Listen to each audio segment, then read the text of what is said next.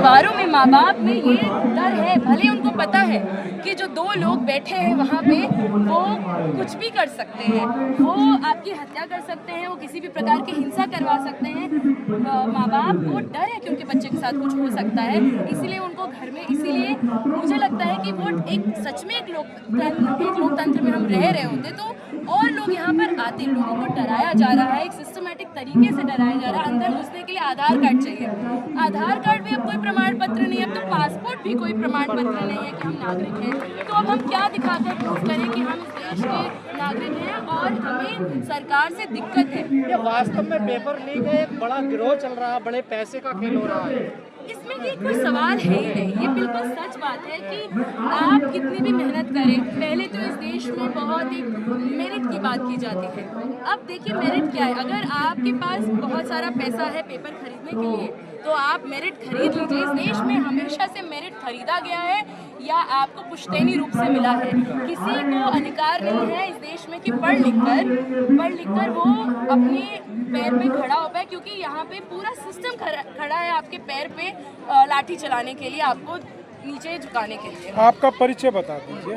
अरे भाई यार, इंटरव्यू चल रहा है। और उसके हम बता देंगे बाद जो पूरा पेपर लीक का आप बात करें, पूरा जो कोचिंग माफिया लगातार तैयार हुआ है, प्राइवेटाइजेशन चल रहा है, ऐसे यूनिवर्सिटीज़ जो पब्लिक यूनिवर्सिटीज़ हैं जैसे JNU, उन पे लगातार अटैक है कि ये यहाँ पे तो टेररिस्ट ही रहते हैं, क्रिमिनल्स रहते हैं, अर्बन नक्सल्स रहते हैं, और उसके बरक्स गलगोटिया जैसी प्राइवेट इंस्टीट्यूशंस को लाया जा रहा है और स्टूडेंट्स को लगातार कंपटीशन के एक तो हिंदुस्तान का ये सरकार नौकरियां नहीं है और लगातार स्टूडेंट्स नौकरियों के लिए कोचिंग करते हैं। कोचिंग माफिया पूरा पैसा का लूट चल रहा है, बड़ी बड़ी कोचिंगें पहले ही डिक्लेयर सट्टेबाजी हो रही है कि कहाँ से टॉपर आएगा, कहाँ से टॉपर नहीं आएगा, और कोचिंग माफिया आराम से पैसा बना रहे हैं और पढ़ाई को पूरा पैसा बनाने का खेल। क्या गरीब का बेटा कोई डॉक्टर नहीं बन पाएगा? कैसे बन पाएगा, कैसे बन पाएगा जब आप लाखों लाख रुपए।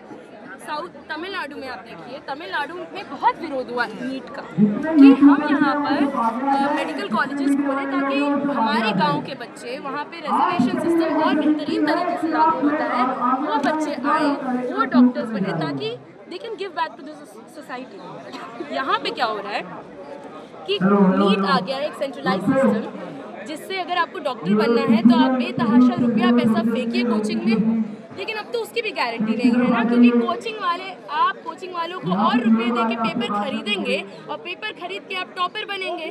अगर आप पेपर नहीं खरीद सकते हैं तो आप कोचिंग में भी लगातार पैसा डालते रहिए, आपके बच्चों को आपको सपना दिखाया जाएगा, लेकिन सिस्टम में ही खराबी है, सिस्टम पूरे सिस्टम में लीक है। पर मैम, जिस सरकार की नियति ना हो शिक्षा की या स्वास्थ्य की या रोजगार की, तो उससे मांग करने क्या फायदा हो?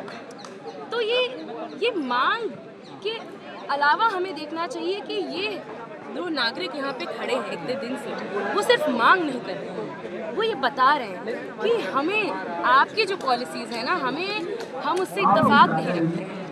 ये बात है, ये आवाज़ उठाई जा रही है कि आप लोगों से हम थक गए हैं, आपकी झूठी बातों से हम थक गए हैं, और आप जो वादे करते हैं, आप जो फरेब कर रहे हैं हमारे साथ, अब हम वो नहीं मानेंगे।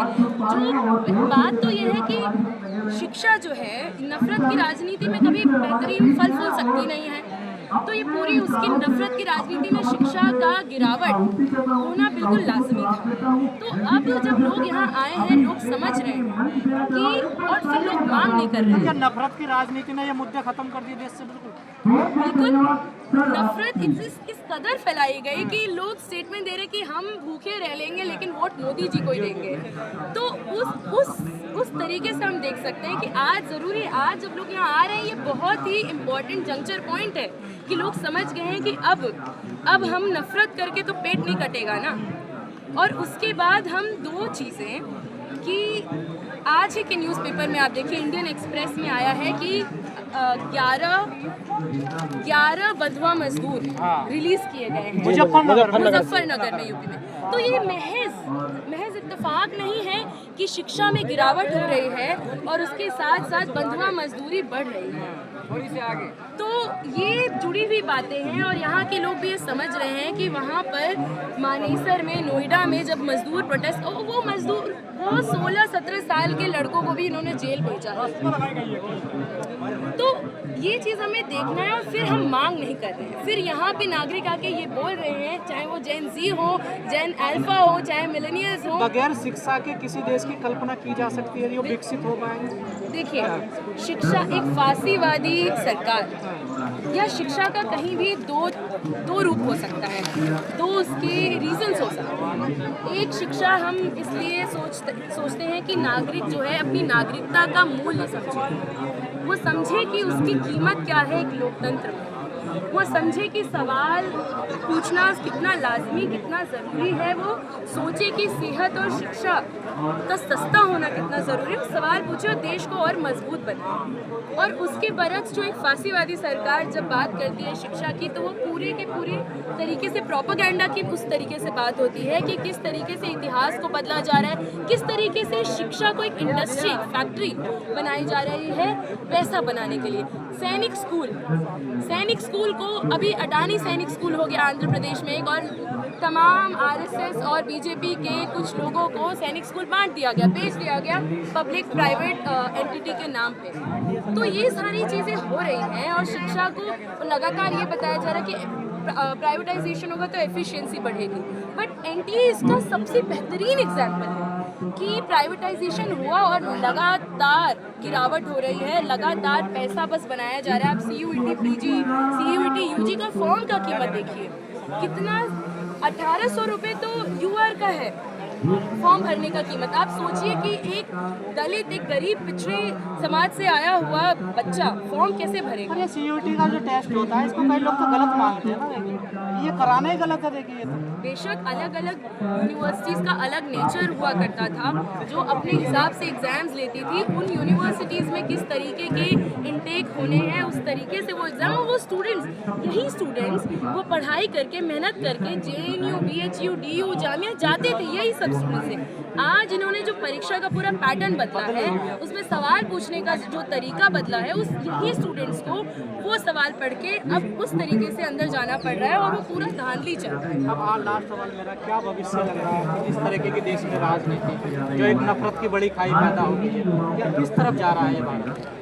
देखिए, लोगों पे ही डिपेंड करता है कि हम किस तरफ जाएं, और लोग लगातार इस देश में, चाहे आप सीजी माली में देखिए, चाहे आप लद्दाख में देखिए कि वादा खिलाफी के खिलाफ की सरकार ने वादे किए, वहाँ पे अब दारू के ठेके खोले जा रहे हैं, वहाँ पे इलेक्ट्रिसिटी पावर जो है प्राइवेटाइज किया जाए, उसके खिलाफ लद्दाख में लोग उतरे सड़क पे। आप अंडमान में जाके देखिए, वहाँ पे प्रोटेस्ट चल रहा है। तो लोग जिंदा रख रहे हैं लोकतंत्र को, और लोगों के ही कंधे पे ये देश चला आया है और आगे भी चलता रहेगा।